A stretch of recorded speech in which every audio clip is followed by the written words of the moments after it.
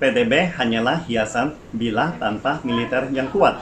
Nama saya Ricky Suwarno, berdiri di atas pundak dua superpower, Amerika Serikat China, melihat masa depan Indonesia. Krisis Ukraina-Rusia telah menjadi salah satu topik paling hot di dunia saat ini. Banyak pakar dunia berpendapat perang di Eropa ini mungkin akan mengubah pola tatanan baru dunia. Beberapa hari yang lalu, Amerika Serikat bersama sekutunya Uni Eropa telah melemparkan nuklir keuangan SWIFT untuk mengeluarkan Rusia dari perdagangan internasional dengan tujuan untuk melumpuhkan perekonomian Rusia. Ini untuk memastikan bahwa NATO dan Uni Eropa tetap konsisten berdiri pada garis yang sama, kata Presiden Joe Biden. NATO adalah NATO-nya Amerika Serikat. Namun apakah Uni Eropa juga berpikir demikian? Negara-negara Uni Eropa ibarat orang bisu yang mengalami kerugian tanpa bisa berbicara.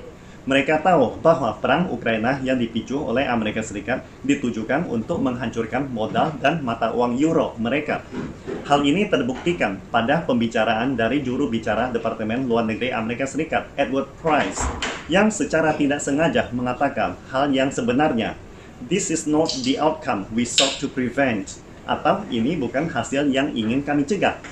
Inilah kebenaran yang diteriakkan oleh Presiden Ukraina, Volodymyr Zelensky, untuk pembicaraan damai tanpa syarat dengan Rusia, namun kemudian menolaknya setelah bersiap untuk bernegosiasi.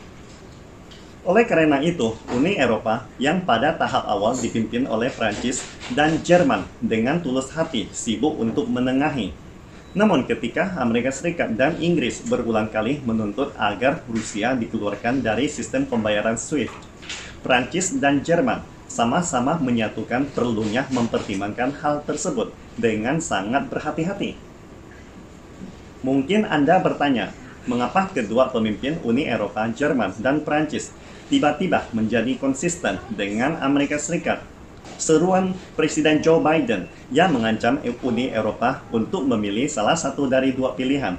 Pertama, meningkatkan sanksi berat bagi Rusia atau memulai Perang Dunia Ketiga.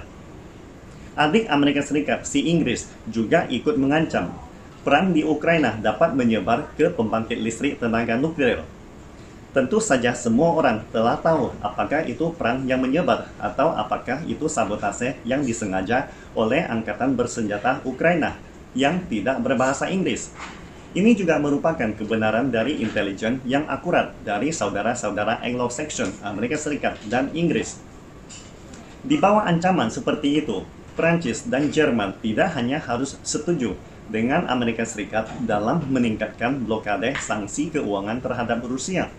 Mereka juga harus membuat surat pernyataan kesetiaan kepada Amerika Serikat pada akhir bulan Februari yang lalu.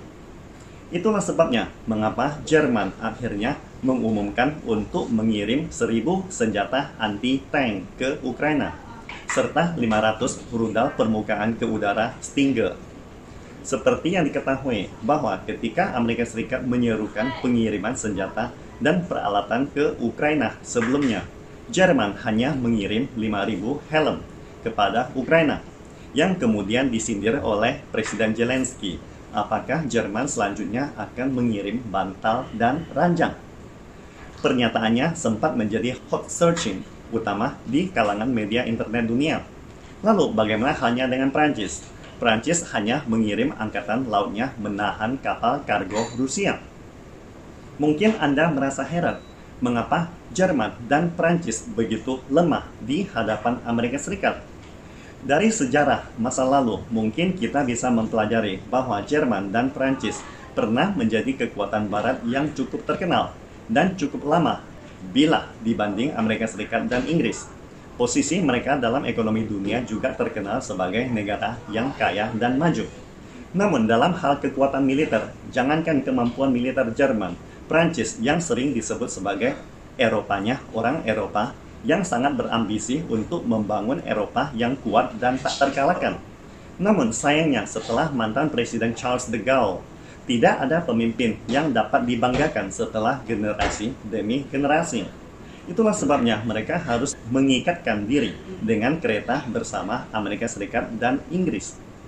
Pada tanggal 24 Februari yang lalu, ketika Rusia memasuki Ukraina dan mengambil tindakan menghilangkan gerakan radikal Ukraina.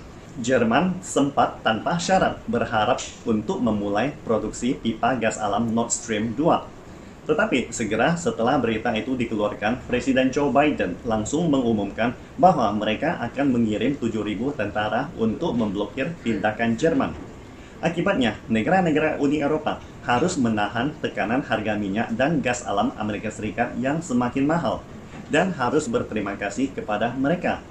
Bahkan untuk menghasilkan lebih banyak keuntungan, Presiden Joe Biden juga mengaktifkan cadangan strategis dan politik dumping ke Eropa. Anda mungkin telah memahami berbagai macam fakta-fakta di atas yang memberitahu kita sekali lagi bahwa tanpa militer yang kuat, PDB kita hanyalah hiasan.